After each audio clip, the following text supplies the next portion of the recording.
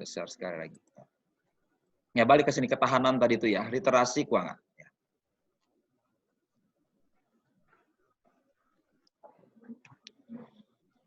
Nah, literasi keuangan itu tadi bisa diartikan secara sempit, ya. Diartikan secara sempit. Pertama, seseorang yang melek secara keuangan bisa diartikan dia mengerti konsep dasar keputusan keuangan. Ya. Anda mahasiswa yang di jurusan manajemen akuntansi ini belajar keuangan. Ya. Saya yakin kalian lebih melek daripada jurusan lain, ya, karena mereka tidak diajarkan di mata kuliah khusus tentang keuangan. Ya. Kalian punya advantage kalau di jurusan bisnis, pengetahuan ini ya pengetahuan yang umum sekali yang sudah kita punya, ya. Paling tidak ada 4. Ya, pertama pengetahuan tentang numerasi berkaitan dengan tingkat bunga, paham tentang bunga.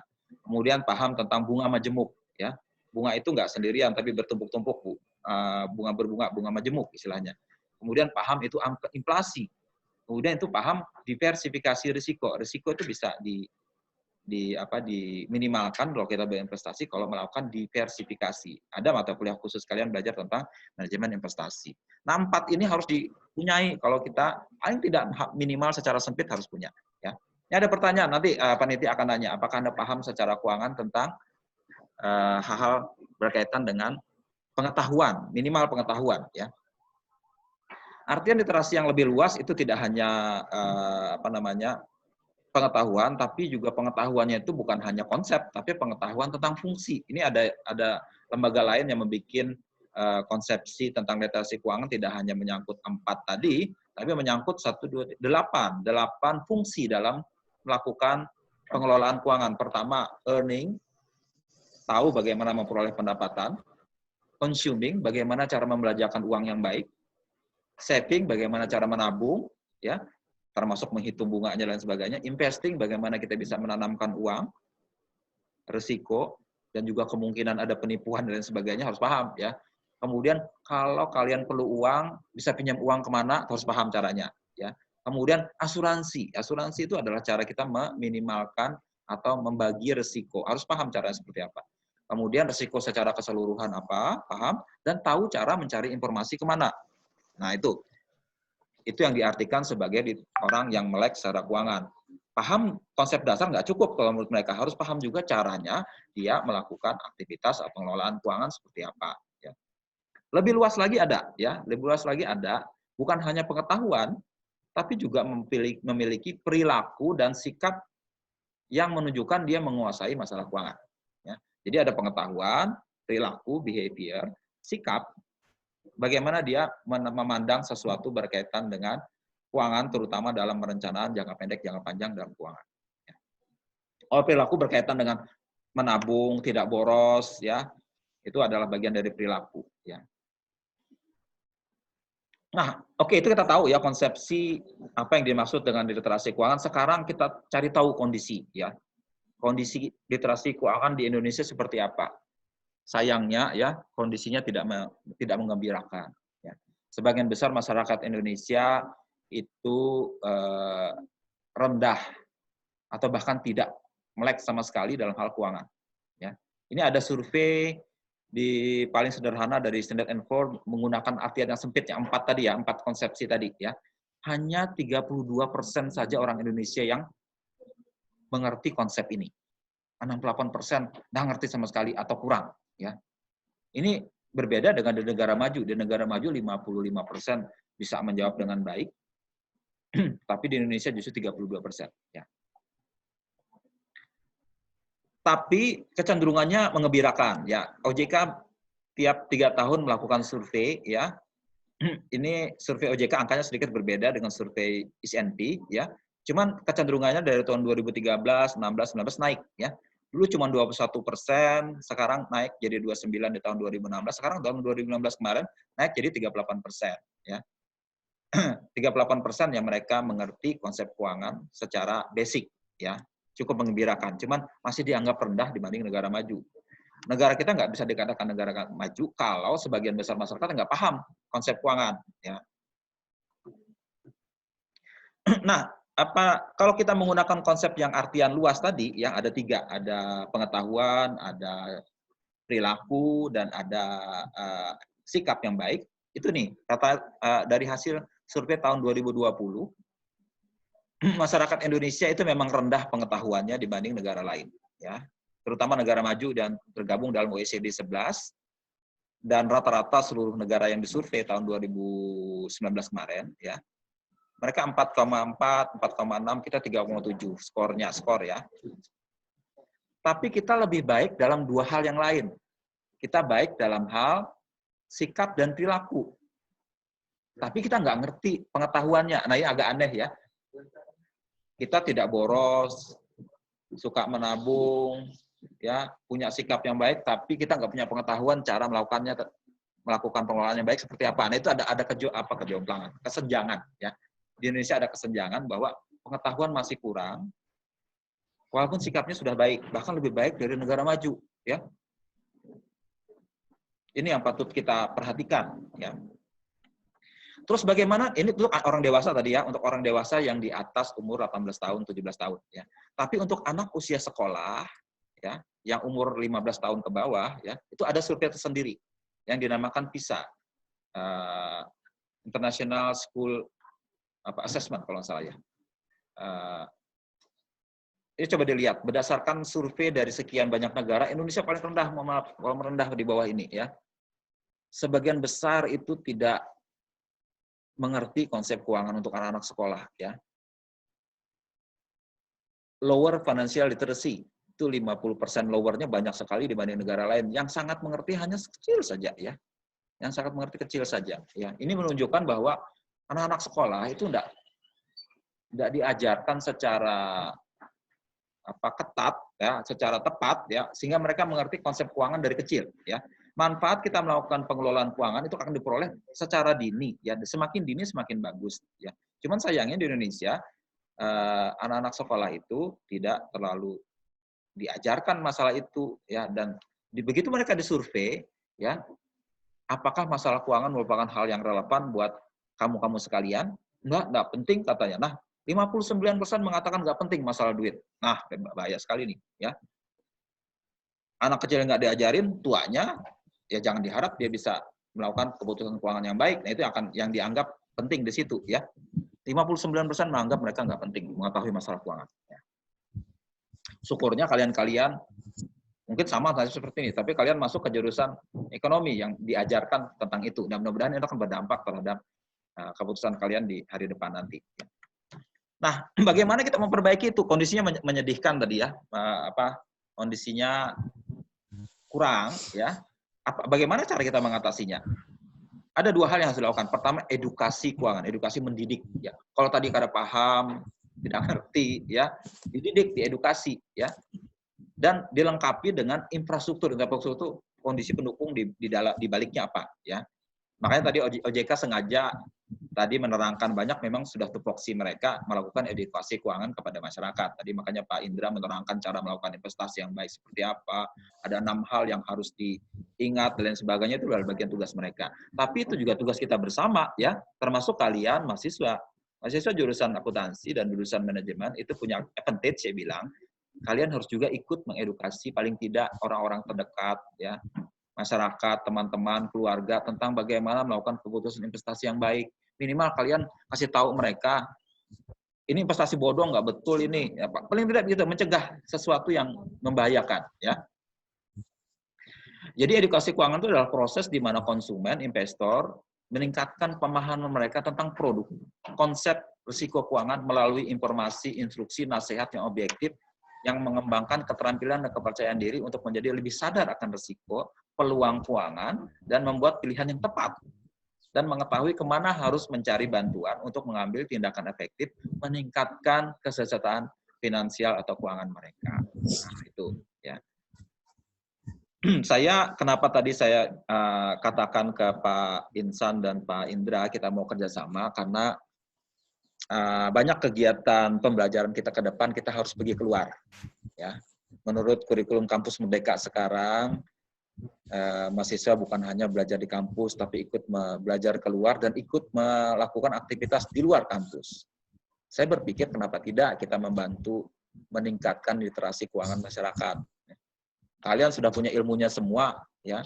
Tinggal sebarkanlah ilmu itu, sekaligus kalian belajar, ya. Karena pembelajaran bisa ditempuh dari mempraktikkan sesuatu di lapangan. Nah, itu ya, sedang kami pikirkan lebih lanjut seperti apa kurikulumnya sesuai dengan kurikulum Kampus Merdeka yang dicanangkan oleh Mas Menteri, ya. Tantangannya berat, ya, cuman kami melihat kota potensi ke depan cukup baik. Kenapa tidak kita melakukan aktivitas di bidang peningkatan literasi keuangan, ya. Entah itu bisa mendidik UMKM, mendidik masyarakat, ya. Karena kalau menurut pembelajaran Kampus Merdeka sekarang, itu tidak hanya magang, tapi ada juga mengajar di sekolah, atau bakti di desa, atau wirausaha, atau proyek independen, penelitian, dan proyek kemanusiaan. Nah, macam-macam lah itu ya. Jadi kami harus buka kemungkinan kalau kalian menginginkan itu. Ya. Sekarang kami carikan wahananya apa? Wahana salah satu ini, mendidik masyarakat meningkatkan literasi keuangan. Ya. Program paling utama apa? Dalam berkaitan dengan infrastruktur. Tadi kan berkaitan edukasi. Edukasi dilakukan oleh pihak yang berkepentingan, yang punya kemampuan untuk itu, termasuk perguruan tinggi dan masyarakat. Ya. Sedangkan yang infrastruktur itu terutama sekali adalah dua hal. Yang lain banyak ya. Dari aspek keuangan itu ada bagian dari tugas OJK, tapi ada hal lain juga dalam kependidikan yang penting kita ajarkan. Tadi kita sudah tahu bahwa anak sekolah itu yang usia sekolah itu punya kelemahan, mereka nggak paham tentang konsep keuangan. Berarti kita harus betulkan kurikulum pendidikan nasional di tingkat pendidikan formal, terutama di dasar dan menengah, mungkin mereka harus perbaiki. Ya. Kurikulum ini memang jelimet masalahnya, karena saya punya anak kecil juga, ya, anak SD, SMP, dan SMA. Ya. Kurikulumnya terlalu, saya yakin dibanding kalian pun berbeda kurikulumnya. Ya. Tapi terlalu berat saya pikir, tapi kelupaan terhadap satu hal. Ini terlalu berat ngajarin macam-macam, tapi mengajarkan hal penting life skill, ini keuangan ini adalah life skill, itu kok ketinggalan, sehingga nilai skor kita lebih rendah dari negara lain. Ya. Berarti ada yang, ada yang something wrong saya bilang ya, dalam kurikulum berkaitan dengan apa yang diajarkan di tingkat dasar dan menengah. Ya. Kemudian mensinergikan materi edukasi keuangan tersebut dengan yang di luar pendidikan formal. Jadi misalnya melalui lembaga dan organisasi masyarakat, ke masyarakat pedesaan, masyarakat UMKM, ke masyarakat karyawan perusahaan. Mereka harus diajarkan itu bagaimana mereka mengelola keuangan yang baik sehingga nggak terjerat utang, nggak terjerat rentenir dan sebagainya. Ya, itu harus dijadikan satu, diintegrasikan dengan materi yang ada di kegiatan mereka. Ya, misalnya kegiatan di desa, ya, ada arisan, ya, arisan itu bisa dititipkan. Ini arisan ini salah satu bentuk cara mengelola keuangan loh. Karena apa? Kita menabung, dipaksa, tapi menabungnya dengan adanya kumpul-kumpul arisan tersebut. Ya. Walaupun di arisan nggak ada bunga berbunga ya, namanya arisan 100.000 ya 100.000 juga kita setor, dan 100.000 juga kita dapat berapa kali itu. Cuman itu salah satu bentuk paling sederhana di mana edukasi keuangan bisa jalan, ya. Kemudian bagaimana melakukan edukasi keuangan untuk memperbaiki literasi keuangan? Langkah-langkahnya seperti apa? Pertama, memperkuat pengetahuan dasar. Tadi kita tahu pengetahuan dasar tentang 4 konsep kurang sekali, ya. Kita harus perkuat itu. Kemudian mendorong perilakunya. Selain pengetahuan harus juga perilaku dan sikap yang baik, yang positif dalam rangka meningkatkan ketahanan keuangan dan mengejar kesejahteraan keuangan jangka panjang, ya. Mendidik masyarakat supaya nggak boros, nggak konsumtif, ya, suka menabung, ya, suka berpikir jangka panjang, ya, tidak suka berutang. Itu kan salah satu bentuk perilaku yang harus kita dorong. Kemudian kalau ada kebutuhan khusus kelompok tertentu kita pertimbangkan apa. Misalnya untuk mereka yang bergerak dalam UMKM, ya, UMKM itu kan perlu bukan hanya mengelola pribadi, itu juga mengusaha-usaha. Tadi Pak Insan mengatakan risiko di usaha itu lebih terasa efek pandemi ini. Karena apa? Mereka berhubungan dengan roda yang berputar tadi. Kalau cuma karyawan dia terima gaji bulanan nggak masalah. Cuman kalau kita usaha, usahanya itu harus bergerak di sektor real yang banyak hambatannya sekarang. Ya. Kemudian terakhir berusaha memahami lebih baik apa yang dimaksud dengan kesejahteraan finansial tadi itu. Ya, tujuannya mau kita capai kan financial well-being. Kita pahami seperti apa yang mau dimaui, seperti apa. Ya mungkin tiap bagian masyarakat punya well-being yang beda-beda ya. Itu yang harus kita pahami agar itu menjadi motivasi untuk mereka mengelola keuangan dengan baik. Ya. Oke, sebagai penutup, krisis pandemi ini memberikan momen krusial ya, karena keadaan benar-benar sulit, kepepet, orang jadi berpikir tentang bagaimana meningkatkan resiliensi keuangan, termasuk meningkatkan melek keuangan atau literasi keuangannya. Ya. Dan itu perlu adanya edukasi khusus. Kita lihat tadi skor kita masih rendah, itu harus ada edukasi khusus, dan pihak dunia pendidikan dan perguruan tinggi juga harus ikut serta dalam meningkatkan edukasi masyarakat tersebut. Ya. Kemungkinan dan peningkatan literasi juga harus berjalan seiring dengan inklusi keuangan. Inklusi itu maksudnya apakah masyarakat menggunakan jasa keuangan secara komplit, menggunakan jasa bank, menggunakan jasa lembaga keuangan, PPR, perkreditan dan sebagainya, atau punya akses terhadap koperasi simpan pinjam atau menabung, itu harus semakin banyak digunakan. Ya. Tapi sekarang ini sudah sangat masif ya, 67% angka inklusi keuangan Indonesia terakhir. Jadi 67% masyarakat minimal sudah punya bersentuhan dengan dunia keuangan. 67%. Target kita mau mendekati 100%. Ya. Kalau di kampus kita 100%. Kalian, saya yakin nggak ada yang nggak punya tabungan. Ya. Ada minimal punya tabungan bank. Ya. Kampus kita pun kalau mau terima uang harus terima uang di bank. Nggak mau kita terima uang cash, diminimalkan cash itu. Jadi harus ada bank karena itu lebih aman dan lain sebagainya. Kalian sudah paham tentang itu ya. Oke, itu dari saya ya. Dari saya berkaitan dengan bahan yang ada ini. Jadi terakhir bahwa kita harus paham tentang keuangan ya, karena kita orang ini adalah life skill ya. Mengelola ilmu tentang mengelola keuangan itu adalah ilmu untuk hidup kalian. Oleh kalian nggak paham itu, hidup kalian akan babak belur ya. Saya mengalami sendiri ya. Bagaimana salah mengelola investasi berakibat fatal. Bahkan berdampak ke yang lain.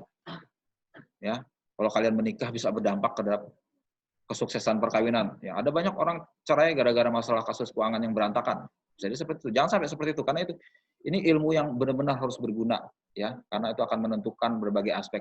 Bagaimana cara kalian mengelola gaji yang diterima, gaji sedikit segala macam. Bagaimana mengelolanya? Ya kadang-kadang kalian menerima gaji mungkin nggak cukup ya. Harus ada pengelola dan harus mencari tambahan dan sebagainya ya. Kemudian bagaimana merencanakan ke depan, kalian mau beli rumah, beli kendaraan, ya. Kalau sudah punya anak akan nambah lagi, bagaimana menyediakan tabungan buat mereka, buat sekolah, buat kuliah, ya, atau buat nikah, buat kawin. Nah, itu harus ditabung juga, ya kan, nggak bisa nikah gratisan, nggak dianggap sama pasangannya nanti. Ya. Harus ditabung dari awal, makanya tadi concern kita anak-anak kecil kok nggak paham, karena semakin kecil dia paham tentang itu, semakin dini dia mempersiapkan diri, semakin banyak juga hasilnya nanti, ya. Itu. Oke, itu ya. Tadi ada beberapa hal dengan basic konsep tadi saya titipkan ke panitia pertanyaannya itu ya. Tolong nanti ditanyakan, kasih karena OJK titip duit ke kalian ya. Untuk dibagi. Tapi dibagikan dalam rangka kita mendidik edukasi keuangan. Ya. Tapi dibagikan dalam rangka kita mendidik edukasi keuangan. Iya betul Pak, bukan bagi-bagi gratisan. Ya, ya Pak Andika ya. Ya, oke, terima kasih. Sekian pemaparan saya kembalikan ke moderator. Terima kasih. Baiklah, itu tadi penyampaian dari kita, yaitu Bapak Tri Ramadaya Roy, MSD, angkat ke SD. Kami ucapkan terima kasih. Selanjutnya kita akan masuk ke acara ice briefing. Kepada para peserta, silakan mengklik link pada room chat.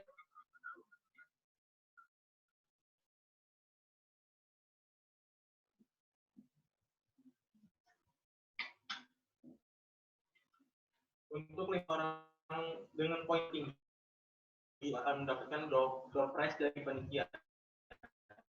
Terima kasih.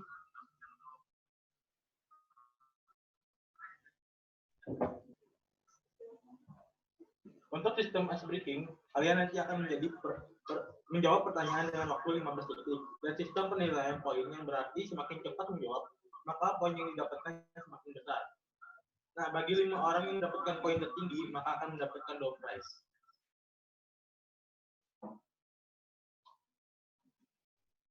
Ya, untuk para peserta bisa mengklik link yang telah dibagikan.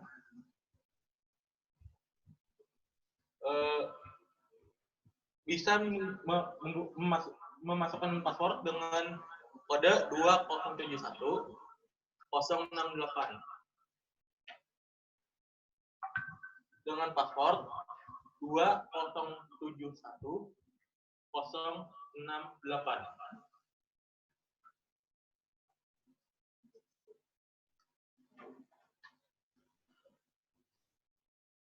Untuk para peserta bisa mengklik link yang telah dibagikan,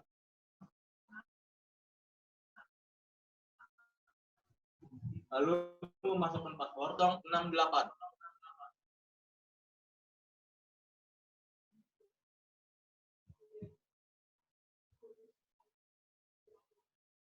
Ditunggu sampai